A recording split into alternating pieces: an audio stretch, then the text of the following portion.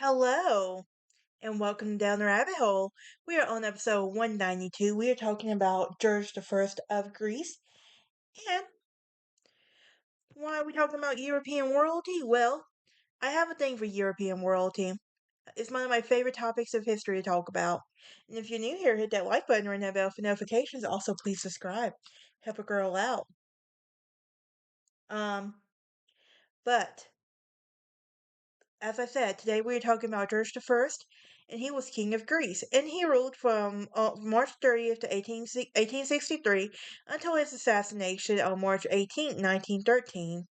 Um, doo-doo. um, he was only 17 when he was elected king of the Greek National Assembly, and he had deposed who which had deposed the unpopular King Otto, and his nomination was suggested and supported by Great Britain, Ireland, France, and Russia. He wanted to marry Grand Duchess Olga Konstantinova of Russia in 1867, and this would make him the first monarch of a new Greek dynasty. His two sisters, Alexandra and Dagmar, were married into the British and Russian royal families. Edward VII of the UK and Alexander III of Russia were his brother-in-laws, George V of the UK, Christian X of Denmark, Håkon the Seventh of Norway, and Nicholas II of Russia were his nephews. Now, his reign would be almost 50 years and was characterized by territorial gains as Greece would establish a place in pre-World War I Europe. And Britain would cede the Ionian Islands peacefully in 1864. Thessaly was annexed from the Ottoman Empire after the Russo-Turkish War, and Greece was not always as it was defeated in the Greco-Turkish War in 1897. During the First Balkan War, Otto-Greek troops were capturing much of the Greek Macedonia. George was assassinated in Thessaloniki.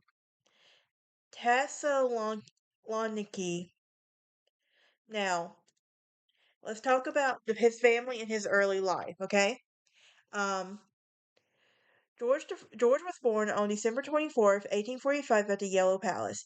He was the second son and third child of Prince Christian of Schleswig-Holstein, Sonderburg, and Glucksburg, and Princess Louise of Hesse-Kassel. Just so you know, we ain't saying all those titles after that, okay? I promise y'all. That's just a mouthful to say. How did they do that? But anyway, after his accession he was baptized as Christian William Ferdinand Adolf George. And after his accession to the throne, he was known for as Prince William. And this was the namesake of both grandfathers, Williams, Duke of Schleswig-Holstein, Sonderburg, Luxembourg, and Prince William of Hessen-Kassel. Now, William was of royal blood, and his mom and dad were great grandchildren of Frederick V of Denmark and great grandchildren of George II of Great Britain.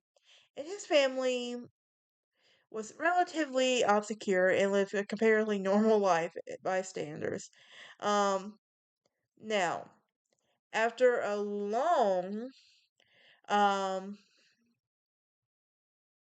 battle of who would take over, in 1853, his dad would be the heir presumptive, and the families would become prince and princesses. Now, his mom was Danish, and English was her second language, and he was taught German and French, and he would embark in his career in the Royal Danish Navy, alongside with his brother Frederick. While Frederick was described as a quiet and extremely well behaved, William was lively and full of pranks. Now, let's talk about being king of Hellenes. Now, Otto the Greek was expelled in October 1862. In the Greek people would reject Otto's brother and designated successor, Luitpold, and they still favored a monarchy instead of a republic. Many Greeks, the UK, rallied around Prince Alfred, Duke of Edinburgh, who was the second son of Queen Victoria and Prince Albert. Now, the British Prime Minister believed that the Greeks were painting to increase the territory. In the London Conference of 1832, however, it prohibited the great powers of ruling families from accepting the crown. So, Queen Victoria herself was adamantly opposed to the idea, and the Greeks nevertheless insisted on holding a plebiscite in which Alfred would receive over 95% of the votes. There were only 93 votes for a republic and 6 for a Greek national to be chose the king. King Otto received 1 vote. That's shocking. Um Now, Prince with his Prince Alfred's exclusion, the search for a new candidate began. They looked at honoring New Orleans. The British proposed Queen Victoria's brother-in-law Ernst II, Duke of Saxburg, Coburg, and Gotha, his nephew Prince Leonin, the Archduke Maximilian of Austria, among others. Eventually, the Greeks and the Great Powers and winnowed their choice for Prince William of Denmark, who had received 6 votes and 6 votes. Now, only 17, he was elected king of Hellenes on March 30th, 1863, by the Greek National Assembly under the regnal name of King of George I. Now, paradoxically, he would ascend to the royal throne before his father, who became king of Denmark that same year. Now, there were 2 significant differences between George's elevation and his predecessor, Otto. First, he was acclaimed unanimously by the Greek assembly rather than imposed by the people by foreign powers. Second, he was proclaimed king of Hellenes instead of king of Greece, which had been Otto's style. So, George's ceremonial enthronement in Copenhagen was on June 6, and which was attended by a delegation of the Greeks led by First Admiral and Prime Minister Konstantinos Kanaris. In that assembly, it was announced by the British government would cede the Ionian Islands to Greece in honor of the new monarch. So let's talk about his early reign now. Now, the new 17-year-old toured St. Petersburg, London, and Paris before departing to Greece from the French port of Toulon on October 22nd aboard the Greek flagship Hellas. Now, he arrived in Athens October 30th, 1863, after docking at Piraeus and the previous day, and he was determined not to make the mistake of his predecessor, so he quickly learned Greek. And the new king was seen frequently and formally on the streets of Athens, where his predecessor had only appeared in pomp. Now, King George found the palace in a state of disarray, and after a hasty departure of King Otto, he took a pudding to right mending, updating the 40-year-old building. He also sought to ensure that he was not seen as too influenced by his Danish advisors, ultimately sending his uncle, Prince Julius, back to Denmark with the words, I will not allow any interferences with my conduct by the government. Another advisor, Count Wilhelm Spotnik, became unpopular too for advocating policy of disarmament and tactlessly questioning the descent of modern Greek and the classical antecedents. Now, like Julius, he was dispatched back to Denmark. From May 1864, George undertook a tour of Peloponnese through Corinth, Argos, Trapezulia, Sparta, Kalamata, in which he embarked in the frigate Hellas. Now, proceeding northwards, along with the accompanied by British, French, and Russian naval vessels. Now the Hellas reached the Corfu on June 6 for the ceremonial handover of the Ionian Islands by British High Commissioner Sir Henry Stokes. Politically, the new king took steps to conclude the protracted constitutional deliberations of the assembly. On October 19, 1864, he sent the assembly a demand explaining that he had accepted the crown on the understanding that the new constitution would be finalized and that if did not, he would fill himself at perfect liberty to adopt some measures of disappointment, and it was unclear about from the wording that what he meant to return to Denmark or impose a constitution. But either event was undesirable for the assembly. Soon came to an agreement. On November 28, 1864, he took an oath to defend the new constitution, which was created in a unicameral assembly with representatives elected by direct, secret, and universal male suffrages, a first of modern Europe. And the constitutional monarchy was set with George deferring to a legitimate authority to elect officials. Although he was aware of the corruption present in the elections and difficulty ruling a mostly illiterate population. Now, by 1864 and 1910, there were 21 general elections, 70 different governments, and internationally, he maintained a strong relationship with his brother-in-law, Prince of Wales, who in 1901 became Edward VII, and who sought help in diffusing the recurring sententious of the issue of Crete, an overwhelmingly Greek island that remained under the Ottoman Turk control. Since the reign of Otto, the Greeks' desire to unite the islands into one nation has hit a sore spot with Great Britain and France, which had embarrassed Otto by occupying the main port of Greek port of Piraeus to dissuade Greek irredentism during the Crimean War, and during the Cretan Revolt, the Prince of Wales unsuccessfully sought the support of the British Foreign Secretary, Lord Derby, to intervene in Crete on behalf of Greece. Ultimately, the great powers did not intervene, and the Ottomans put down the rebellion. Now let's talk about his marriage and his children. Um, so there was Olga. Um, then there was George the First. Then they would have children: Constantine the First, Prince George, Grand Duchess Alexandra Georgievna of Russia, Prince Nicholas, Grand Duchess Maria Georgievna of Russia, Prince Andrew, and Prince Christopher. The Danish loved the Russians, I can tell. Now let's talk about their grandchildren. There was Prince Peter, Princess Eugenie, Duchess of Castellodino, Olga, Princess Paul of Yugoslavia, Princess Elizabeth, Countess of Torog and Juttenbach, Princess Marina, Duchess of Kent, Margarita, Princess of Hohenlohe and Langenburg, Sophie, Princess George of Hanover,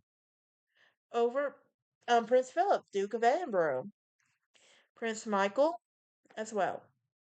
Now, who would his great grandchildren include? Well, that would be Princess Alexandra, Princess Olga, and Charles III, King of the UK.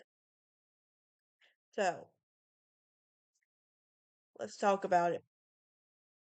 Um,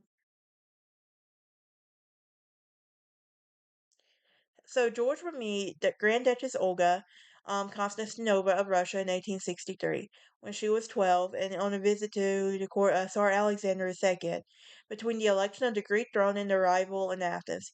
They met for a second time in 1867, where George went to the Russian Empire to visit his sister Dagmar, who married the Tsar's heir, Tsarevich Alexander. And while George was privately a Lutheran, the Romanovs were Orthodox Christians, like the majority of the Greeks, and George thought a marriage with a Russian Grand Duchess would reassure his subjects of the question of his future children's religion.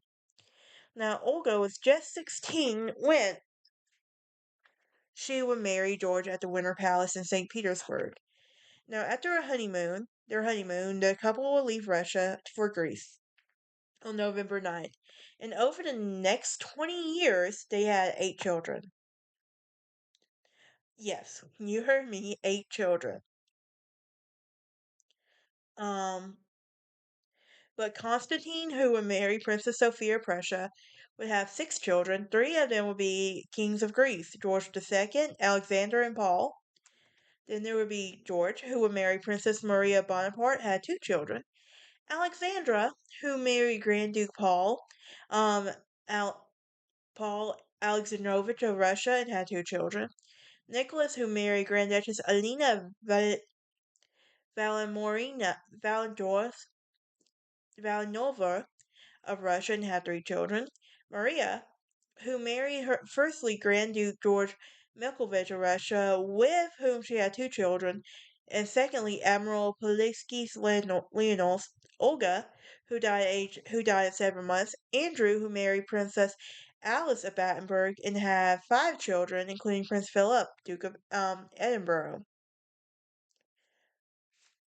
And Christopher, who married a firstly American widow, Nancy Stewart Warrington Lees, and secondly, Princess Francois of Orleans, with whom he had one child. Now, as a marriage gift, the Tsar would give George a group of islands, in which the family would visit on a royal yacht.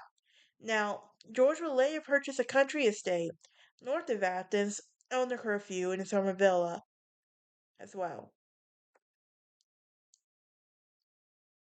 Now, the king was related by marriage to the British, Russian, and Prussian monarchs, maintaining a particularly strong attachment to the Prince and Princess of Wales, who visited Athens in 1869. And their first visit, despite their continued lawlessness, which culminated in to kidnap the party of British and Italian tourists as well. As well. Now, from 1864 to 1874, Greece had 21 governments, the longest of which lasted a year and a half. And on July 1874, a member of the Greek parliament wrote an anonymous article to the king about King George and his advisors' continuing political crisis and the lack of stable governments. Now let's talk about the territorial expansion, okay? Um, Throughout the 1870s, Greece would keep pressure on the Ottoman Empire, seeking territorial expansion into Euphrates and Thessaly. The Russo-Turkish War of 1877-1878 provided the first potential alliance with the Greek kingdoms. George's sister Dagmar was the daughter-in-law of Alexander II of Russia, and she sought to have Greece join the war, and the French and the British refused to countenance such an act, and Greece would remain neutral. And at the Congress of Berlin convened in 1878 to determine a peace terms for a Russo-Turkish war, Greece would stake a claim to Crete, Euphrates, and Thessaly, and the borders were not finalized in June 1880, when a proposal very favorable to Greece included Mount Olympus in Ionia, which was offered by the British and the French. Ionia, my bad. Now, when the Ottoman Turks strenuously ejected, Prime Minister Tricculus made a mistake of threatening mobilization of the Hellenic army. A coincident change of government in France, the resignation of Charles de Fronsac and his replacement with Jules Ferry led to disputes over the great powers, and despite British support of a more pro-Greek settlement. Now, they would follow a policy of um, retrenchment that was established the borders of the Greek state.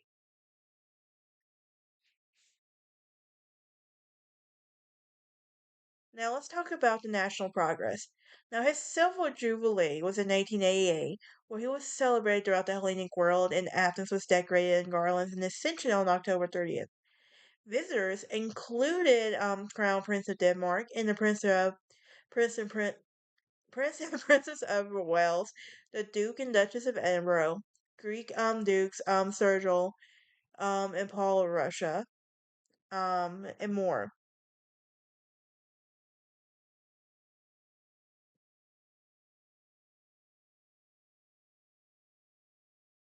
Now, Greece in the last decades were increasingly prosperous, and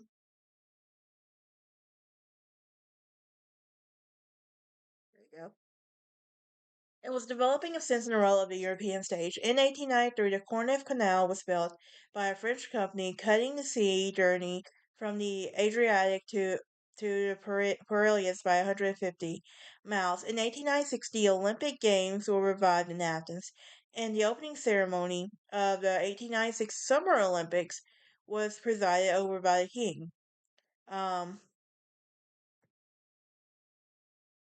so, the popular desire to reunify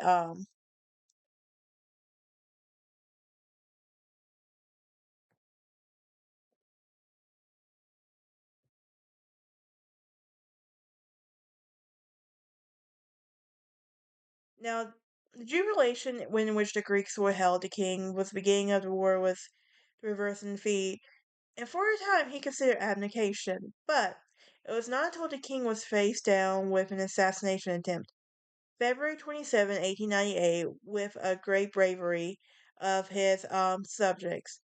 Now, returning from a trip to the beach, George and his daughter Maria were shot at by two riflemen, and the king tried to shield his daughter. Both were unhurt, and the coachman and the horse were wounded. The gunmen fled to Hymettus Hills, but they was quickly spotted and arrested. Now, later that year, he continued after continued unrest in Crete, which included the murder of a British vice consul. Um, after the proposal was put down by the great powers. Now, Greece was effectively in the day to day, in every day, in the first time for modern history. Now, let's talk about his later reign and his assassination. The death of Britain's Queen Victoria of January 22nd, 1901, left King George the second longest reigning monarch in Europe, only behind Emperor Franz Joseph I of Austria, and his always cordial relations with his brother-in-law, the new King Edward VII, continued to tie Greece to Britain, and he was abundantly important to Britain's support by George's son, Prince George, as the Governor General of Crete. Now, nevertheless, Prince George resigned in 1906 after a leader of the Cretan Assembly. Now, as a response to the Young Turk Revolution in 1908, the power base was strengthened.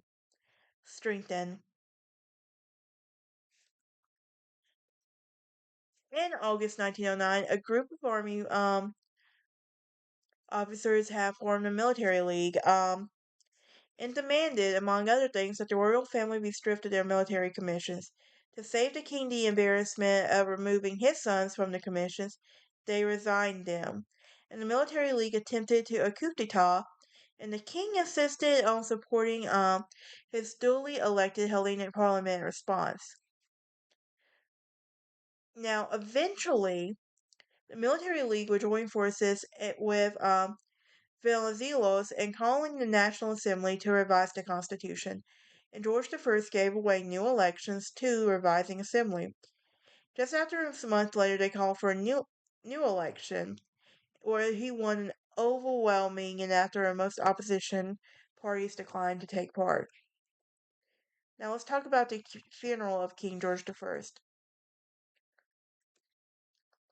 Now, it's no secret that they were united in the belief of a strong nation requiring an army of damages of humiliating defeat in 1897. Crown Prince Constantine was reinstated as Inspector General of the Army and Commander in Chief under the Venizelos' close supervision of the military and retrained and equipped it with French and British help and new ships of the Hellenic Navy. Now, with the King of Montenegro declared, when the Kingdom of Montenegro declared war on October 8, 1912, it was joined quickly by Serbia, Bulgaria, Greece, in which was known as the First Balkan War. George was on vacation in Denmark, and he immediately returned to Greece via Vienna, arriving in Athens to be met with a largely enthusiastic crowd on October 9th. And the result of this campaign differed radically, as the Greek experience in the hands of the Turks in 1897. The well trained Greek forces, 200,000 strong, won victory after victory. On November 9th, 1912, the Greek forces commanded the Crown Prince Constantine, who rode into Thessaloniki just a few hours ahead of the Bulgarian division. 3 days later, King George rode in triumph throughout the city. Um, Less than 2 weeks before the death, Greek troops would enter the chief Euphrates town of Ioannina on March 6, 1913. Now, as he approached his 50th anniversary of his accession, the king would make plans to advocate in favor of his son, Constantine, immediately after the celebration of the Golden Jubilee, October 1913. Just as he did in Athens, he went down about Thessaloniki without any meaningful protection while he was in the walk near the White Tower. He was shot in close range in the back by Alexandros Shrinos, and who is said to belong to a socialist organization. And he declared when he was arrested that he had killed the king because he refused to give him money. George died instantly, and the bullet penetrated his heart. And the Greek government denied any political motive for the assassination, saying that he was an alcoholic vagrant. Now he was tortured and he fell to death in the station windows 6 weeks later. The king's body was taken to Athens and escorted to a flotilla. And for 3 days, in the coffin, he draped in Danish and Greek flags lay in the Metropolitan Cathedral in Athens. But that is it for this episode. You can join me next time as we talk about Maria Theodora of Greece. Of Russia. I don't know why I said Greece. Greece is still on my mind. But y'all have a great day. Happy Thanksgiving.